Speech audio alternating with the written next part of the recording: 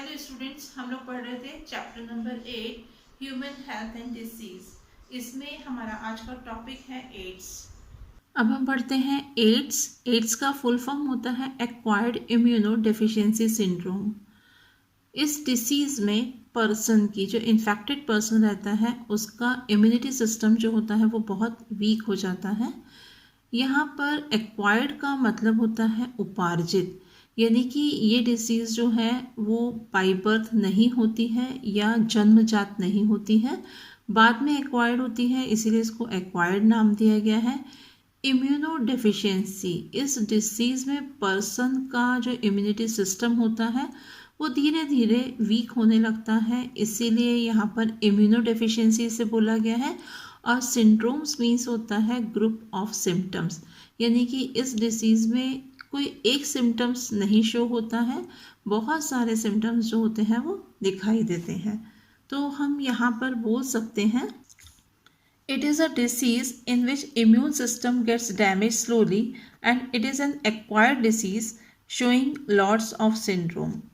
तो ये डिसीज़ जो है वो कैसी है? ये डिसीज़ वो डिसीज़ है जिसमें इम्यून सिस्टम जो होता है वो धीरे धीरे डैमेज होता है, और ये एक्वायर्ड डिसीज़ होती है जिसमें बहुत सारे सिम्टम्स जो हैं वो शो होते हैं।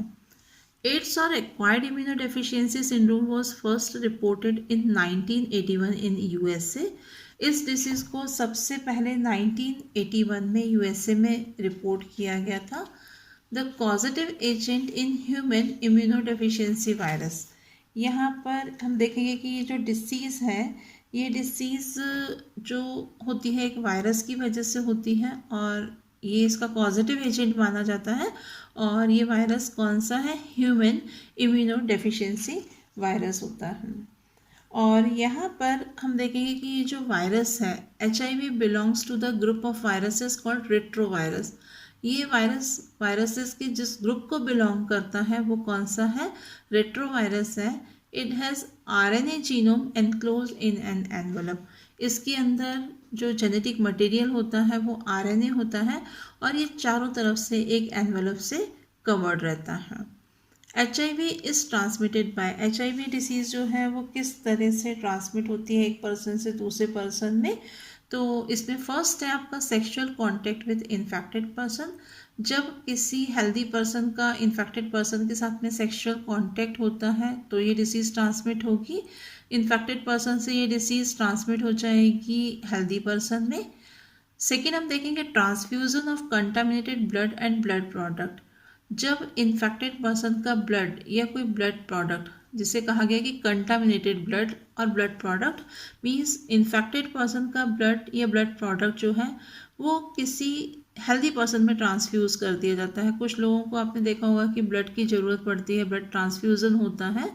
तो अगर ब्लड ट्रांसफ्यूज़न के टाइम पर प्रॉपर मॉनिटरिंग नहीं की जाती है, प्रॉपर तरीके से टेस्ट नहीं किए जाते हैं, तो कंटामिनेटेड ब्लड अगर हेल्दी पर्सन में पहुंच जाता है तो ये डिसीज़ जो होगी वो ट्रांसमिट हो जाएगी हेल्दी पर्सन में। Sharing infected needles, infected needles को शेयर करने से भी ये डिसीज़ होती है। अगर एक इन्फेक्टेड पर्सन है उसने सीरिंज को यूज़ किया है, निडल को यूज़ किया है, और वही सीरिंज अगर कोई हेल्दी पर्सन यूज़ करता है तो इस तरह से भी ये डिसीज़ जो होगी वो ट्रांसमिट होती है। Infected mother to unborn child through placenta, अगर ये डिसीज़ किसी मदर में है, इन्फेक्टेड है मदर, तो उससे होने वाले जो चाइल्ड होगा, अनबॉर्न चाइल्ड जो होगा, उसमें प्लेसेंटा के थ्रू ये डिसीज़ ट्रांसमिट हो सकती है। People who are susceptible to infections are, ऐसे कौन से लोग हैं जिनमें कि इस डिसीज़ के इन्फेक्शंस के ससेप्टिबिलिटी ज़्यादा होती है या ख़तरा ज़्यादा होता है? तो फर्स्ट हम देखेंगे drug addicts who take intravenous drug injections.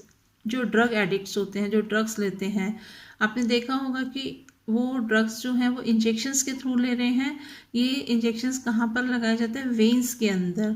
तो इसको हम क्या बोलते हैं? इंट्रावीनस ड्रग इंजेक्शंस बोलते हैं। कि ये पर्सन जो हैं जब इंट्रावीनस ड्रग इंजेक्शंस लेते हैं तो ऐसे में ये डिसीज़ जो है वो ट्रांसमिट होने के चांसेस ज़्यादा होते हैं एक पर्सन से दूसरे पर्सन में। Individuals who are involved with multiple sexual partners, ऐसे इंडिविजुअल्स जिनके बहुत सारे लोगों के साथ में सेक्सुअल कॉन्टैक्ट्स होते हैं, जिनके बहुत सारे सेक्सुअल पार्टनर्स होते हैं, उनमें इस डिसीज़ के ट्रांसमिट होने के चांसेस बहुत ज़्यादा होते हैं। Individuals who require repeated blood transfusion, कुछ पर्सन ऐसे होते हैं जिन्हें बार बार बहुत जल्दी जल्दी ब्लड की ज़रूरत होती है, ब्लड ट्रांसफ्यूज़न होता है उनमें। तो ऐसे में इन पर्सनस में भी इस डिसीज़ के ट्रांसमिट होने के चांसेस जो होते हैं वो बढ़ जाते हैं, खतरा बढ़ जाता है। Children born to HIV positive mother, और ऐसा चिल्ड्रन जो पैदा हुआ है ऐसी मदर से जो ऑलरेडी HIV पॉजिटिव थी। तो HIV पॉजिटिव मदर से पैदा होने वाले जो बच्चे रहते हैं उनमें भी ये डिसीज़ के ट्रांसमिट होने के चांसेस बहुत ज़्यादा होते हैं, या खतरा हम बोल सकते हैं ज़्यादा होता है। यहाँ पर यह ध्यान देना बहुत ज़रूरी है कि HIV एड्स जो है वो केवल इन्फेक्टेड पर्सन को छूने से, टच करने से या उनकी बॉडी के कांटेक्ट में आने से नहीं फैलता है। ये डिसीज़ कैसे फैलती है? जो इन्फेक्टेड पर्सन होते हैं उनकी बॉडी से निकलने वाला जो फ्लूइड होता है वो सिक्रीट होता है और वो किसी दूसरे पर्सन की बॉडी में ट्रांसमिट हो जाता है, उससे ये डिसीज़ फैलती है। किसी इन्फेक्टेड पर्सन को टच करने से या उससे बात करने पर या उसके कांटेक्ट में आने पर ये डिसीज़ जो है वो ट्रांसमिट नहीं होती है। तो इसीलिए ये बहुत ज़रूरी होता है कि HIV या एड्स इन्फेक्टेड जो पीपल होते हैं उनको फैमिली से या सोसाइटी से उनको अलग नहीं किया जाए। और यहाँ पर हम ये देखेंगे कि जो एड्स होते हैं, एड्स होने में और उसके सिम्टम्स दिखने में बहुत लंबा गैप होता है, और ये गैप जो है वो कुछ महीनों से लेकर के कई सालों तक भी हो सकता है, इवन 5 to 10 ईयर भी ये हो सकता है। इन्फेक्शन होने के बाद में 5 to 10 ईयर के बाद में ये सिम्टम्स जो होते हैं वो दिखाई देते हैं। अब हम देखते हैं मोड्स ऑफ HIV इन्फेक्शन की। HIV का इन्फेक्शन जो है वो कैसे होता है। Virus enters the macrophages after entering the body of a person. ये वायरस जो HIV है ये पर्सन की बॉडी में एंटर करने के बाद में ये मैक्रोफेजेस के अंदर एंटर करता है। मैक्रोफेजेस क्या होते हैं? मैक्रोफेजेस एंटीजन प्रेजेंटिंग सेल्स होती हैं जो माइक्रोब्स को क्या करती हैं? एनगल्फ करती है, खाने का काम करती हैं। या हम ये बोल सकते हैं कि ये स्पेशल फैगोसाइटिक सेल्स होती हैं जो फॉरेन सब्सटेंसेस होते हैं या इन्फेक्शियस माइक्रोब्स होते हैं, इन पर अटैक करती हैं, इनको डिस्ट्रक्ट करती हैं और इनको इंजेस्ट करती हैं। तो ये फेजेस जो होती हैं इनको हम बोलते हैं मैक्रोफेजेस। तो जब वायरस किसी पर्सन की बॉडी में एंटर करता है तो ये कहाँ पर एंटर कर रहा है? पर्सन की बॉडी में एंटर करने के बाद में ये मैक्रोफेजेस के अंदर एंटर करता है। RNA gets replicated to form viral DNA by enzyme reverse transcriptase। यहाँ पर जो वायरस था, वायरस का RNA रेप्लिकेट करता है। रेप्लिकेट हम पढ़ चुके हैं, रेप्लिकेशन मीन्स होता है कॉपी बनाना अपने जैसी, पर यहाँ पर क्या हो रहा है कि RNA से फॉर्मेशन होता है वायरल DNA का, मीन्स ये रेप्लिकेशन कर रहा है, पर क्या बन रहा है यहाँ पर? RNA से DNA बन रहा है। और इस प्रोसेस को, RNA से DNA बनने की प्रोसेस को हमने क्या नाम दिया था? रिवर्स ट्रांसक्रिप्शन बोला था। और ये प्रोसेस जिस एंजाइम की हेल्प से होती है उस एंजाइम का नाम है enzyme reverse transcriptase. Viral DNA gets incorporated into the host cell DNA and directs the infected cell to produce virus particles। यहाँ पर जो वायरल DNA था, ये वायरल DNA अब होस्ट सेल कौन सी? जो मैक्रोफेज सेल थी, इसके न्यूक्लियस के जेनेटिक मटेरियल यानी कि DNA के साथ में क्या करता है? ये इनकॉर्पोरेट हो जाता है और जो इन्फेक्टेड सेल थी उसको अभी डायरेक्ट करने लगता है कि वो क्या प्रोड्यूस करे? वो वायरस पार्टिकल्स को प्रोड्यूस करे। Macrophages continue to produce virus particles and thus acts as HIV factory. और ये जो मैक्रोफेजेस सेल्स होती हैं ये अब लगातार वायरस पार्टिकल्स को बनाना शुरू कर देती हैं। जो HIV था इसको बनाने लगती हैं और इतने सारे इसमें HIVs प्रोड्यूस होते हैं, इसीलिए इसे HIV फैक्ट्री का नाम भी दिया गया है। These virus particles enter into helper T lymphocytes TH cells in the blood where they continue to replicate and produce viral progenies। ये वायरस पार्टिकल्स जो थे ये कहाँ पर थे? सेल के अंदर वायरस पार्टिकल्स थे जो सेल को HIV फैक्ट्री, हमने बोला कि ये फैक्ट्री बन जाती है सेल। तो ये सेल साथ ही क्या करते हैं, जो टी लिम्फोसाइट्स होते हैं ब्लड के अंदर, आपको मालूम है कि ब्लड में टी लिम्फोसाइट्स होती हैं। 2 टाइप की सेल्स हमने पढ़ी थी, B lymphocytes and T lymphocytes. तो यहाँ पर जो टी लिम्फोसाइट सेल के बारे में हमने पढ़ा था कि टी लिम्फोसाइट सेल्स जो हैं वो डायरेक्ट एंटीबॉडीज़ नहीं बनाती हैं, लेकिन ये सेल्स जो होती हैं ये बी सेल्स को हेल्प करती हैं प्रोटीन बनाने में, या हम बोल सकते हैं एंटीबॉडीज़ बनाने में हेल्प करती हैं। तो यहाँ पर ये जो टी सेल्स होती हैं, टी लिम्फोसाइट सेल्स होती हैं ब्लड के अंदर, इनमें वायरस पार्टिकल्स जो होगा वो एंटर करेगा और यहाँ पर ये रेप्लिकेट करके बहुत सारे वायरल प्रोजेनीज बनाता है, यानी कि बहुत सारे वायरस जो होते हैं इसमें तैयार होते हैं। The number of helper T lymphocytes progressively decreases in the body of the infected person. और इस तरह से जो इन्फेक्टेड पर्सन होता है जिसमें HIV इन्फेक्शन था, ये इन्फेक्टेड पर्सन की बॉडी के अंदर जो टी लिम्फोसाइट सेल्स होती हैं इनका नंबर, जो हेल्पर टी लिम्फोसाइट सेल्स हैं इनका नंबर प्रोग्रेसिवली डिक्रीज होने लगता है। As the number of T cell decrease the immunity also decreases. जब यहाँ पर इन टी सेल्स का नंबर डिक्रीज होगा तो पर्सन की इम्यूनिटी जो होगी वो भी डिक्रीज हो जाती है। As a result, person cannot produce an immune response even against common bacteria like Mycobacterium, parasite like Toxoplasma, viruses and fungi. जब यहाँ पर टी सेल्स का नंबर डिक्रीज हो जाएगा तो पर्सन की इम्यूनिटी जो है वो भी डिक्रीज हो जाती है, और इसका रिजल्ट क्या होता है, पर्सन जो होता है वो इम्यून रिस्पॉन्स शो नहीं कर पाता है। इवन जो कॉमन बैक्टीरिया रहता है, जैसे कि माइकोबैक्टीरियम की बात कर रहे हैं, या हम कुछ पैरासाइट जैसे टॉक्सोप्लाज्मा है, दूसरे वायरसेस हैं या फंगाई हैं, इनके अगेंस्ट इम्यून सिस्टम जो रहता है वो कोई भी रिस्पॉन्स शो नहीं करता है। तो इस तरह से यहाँ पर ये पर्सन की इम्यूनिटी को वीक कर देते हैं। इस डिसीज़ में हमने शुरू में ही पढ़ा कि इस डिसीज़ में क्या हो रहा है, पर्सन की इम्यूनिटी जो होती है, इम्यून सिस्टम जो होता है वो स्लोली क्या होने लगता है, डैमेज होने लगता है। और इवन छोटी से छोटी जो डिसीज़ेज होती हैं उनका इन्फेक्शन जो होता है इन पर्सन में बहुत ज़्यादा हो जाता है। अब हम यहाँ पर देखेंगे कि जो रेट्रोवायरस है, ये रेट्रोवायरस किस तरह से रेप्लिकेट करता है एक सेल के अंदर। रेट्रोवायरस में हमने पढ़ा कि यहाँ पर ये प्रोटीन कोट होता है और इसके अंदर होता है आरएनए जीनोम होता है, वायरल आरएनए कोर है। वायरस जब एक नॉर्मल सेल को इन्फेक्ट करता है तो क्या होता है, इस टाइम यहाँ पर ये एनिमल सेल है, ये एनिमल सेल की प्लाज्मा मेम्ब्रेन, ये वाइट कलर की सेल जो दिख रही है ये एनिमल सेल है। यहाँ पर रेट्रोवायरस का आरएनए सेल के अंदर एंटर करता है और ये आरएनए इंट्रोड्यूस हो गया कहाँ पर, सेल के अंदर। और अब ये आरएनए जो है ये डीएनए बनाता है। तो हमने पढ़ा हुआ है कि आरएनए से डीएनए बनने की जो प्रोसेस होती है ये रिवर्स ट्रांसक्रिप्शन प्रोसेस होती है, और ये प्रोसेस जिस एंजाइम की हेल्प से होती है उसका नाम होता है रिवर्स ट्रांसक्रिप्टेज।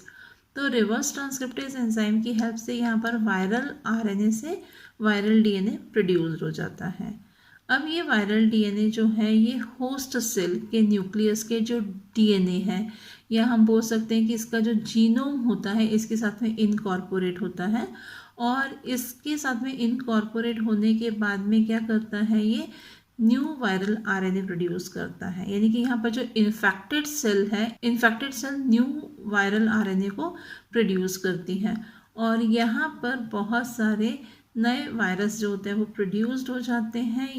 यहाँ पर ये जो वायरल डीएनए है ये सेल के डीएनए के साथ में इनकॉर्पोरेट होने के बाद में ये इस सेल को ऑर्डर देता है, निर्देश देता है कि वो वायरल आरएनए को प्रोड्यूस करें। तो इस तरह से अब इस सेल के अंदर, इन्फेक्टेड सेल के अंदर वायरल आरएनए प्रोड्यूस होने लगते हैं। ये वायरल आरएनए से नए वायरसेस प्रोड्यूस होंगे, और जब ये वायरसेस इन सेल से रिलीज़ हो जाते हैं, ये वायरस आप देख रहे हो कि रिलीज़ हो रहे हैं, और रिलीज़ होने के बाद में ये वायरसेस जो रहते हैं वो दूसरी सेल्स को इन्फेक्ट करते हैं। HIV का एक तरह से रेट्रोवायरस है। तो यहाँ पर HIV का जब आरएनए सेल के अंदर आता है, मैक्रोफेज के अंदर आता है, तो वहाँ पर आरएनए से डीएनए बनता है रिवर्स ट्रांसक्रिप्टेज एंजाइम की हेल्प से, और ये डीएनए जब सेल के न्यूक्लियस के डीएनए से इनकॉर्पोरेट हो जाता है तो ये सेल को ऑर्डर करता है, निर्देश देता है कि वो क्या करे, नए वायरल आरएनए तैयार करे। और ये वायरल आरएनए जो इन्फेक्टेड सेल के अंदर बन रहे हैं वो क्या करते हैं, नए एचआईवी को तैयार कर लेते हैं। तो जब नए एचआईवी तैयार हो जाते हैं तो ये एचआईवी रिलीज होकर के, अभी हमने पढ़ा था कि ये ब्लड में टी सेल को इन्फेक्ट करते हैं, टी सेल के अंदर एंटर कर जाते हैं और वहाँ पर ये रेप्लिकेट करते हैं। तो इस तरह से यहाँ पर क्या होता है कि ये जो सेल होती है ये एक तरह से एचआईवी फैक्ट्री की तरह काम करने लगते हैं। यहाँ पर बहुत सारे एचआईवी जो हैं वो प्रोड्यूस होने लगते हैं।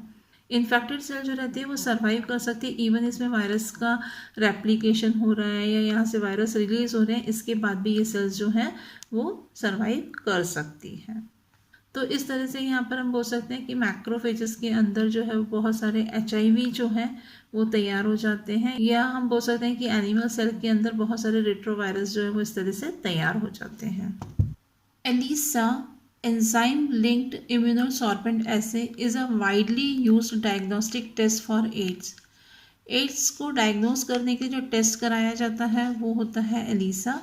वाइडली यूज होने वाला ये टेस्ट है। Treatment with anti retroviral drugs is only partially effective.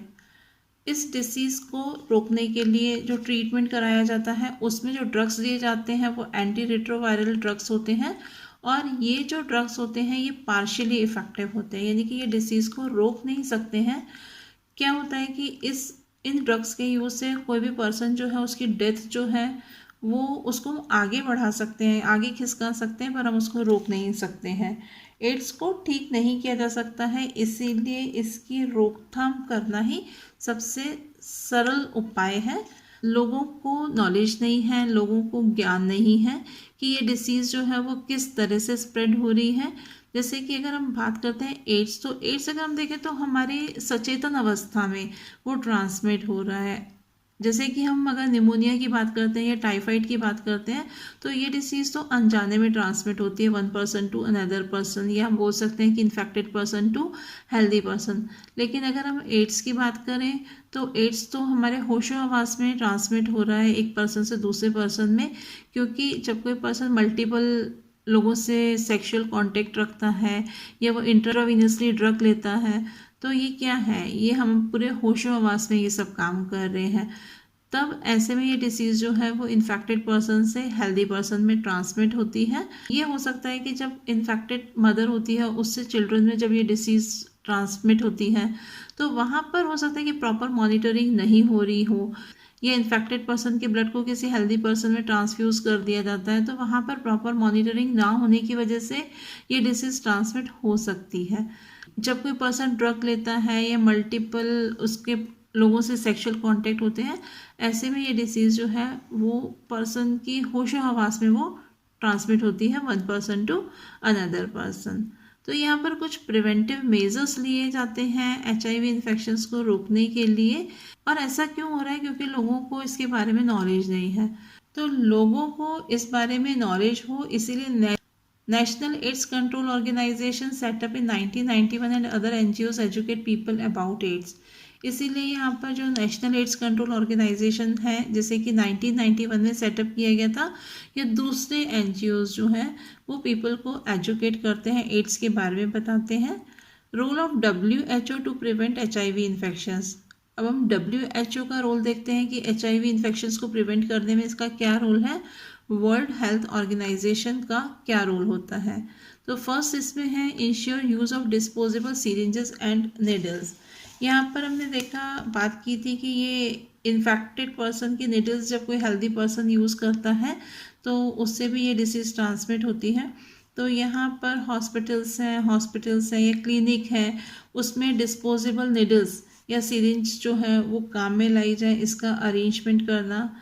Second हम देखेंगे ensure keeping blood bank safe from HIV। यहाँ पर जो ब्लड बैंक होते हैं जिनमें ब्लड को रखा जाता है तो ये ब्लड बैंक ऐसे हों जहाँ पर जो ब्लड रखा गया है वो HIV इन्फेक्टेड नहीं हो, या हम बोल सकते हैं कि HIV से फ्री रखना, सेफ रखना, ये किसका काम है? WHO जो है वो इसको देखता है। फ्री डिस्ट्रीब्यूशन ऑफ कंडोम्स, लोगों को फ्री कंडोम्स का वितरण कराते हैं, डिस्ट्रीब्यूशन कराते हैं। प्रिवेंशन ऑफ ड्रग एब्यूजेस, जो बोल सकते हैं कि जो ड्रग्स के कुप्रभाव होते हैं उनको रोकने का काम, उनको नियंत्रित करना। Discouraging unsafe sex and encouraging regular checkup, और अनसेफ सेक्स को डिस्करेज करना और जो रेगुलर चेकअप है इसको एनकरेज करना, बढ़ावा देना। तो ये कुछ रोल हैं WHO के HIV इन्फेक्शन को प्रिवेंट करने के लिए। आज हमने पढ़ा एड्स के बारे में। ये टॉपिक हमारा यहीं पर कंप्लीट होता है। नेक्स्ट क्लास में हम नेक्स्ट टॉपिक को पढ़ेंगे। Thank you.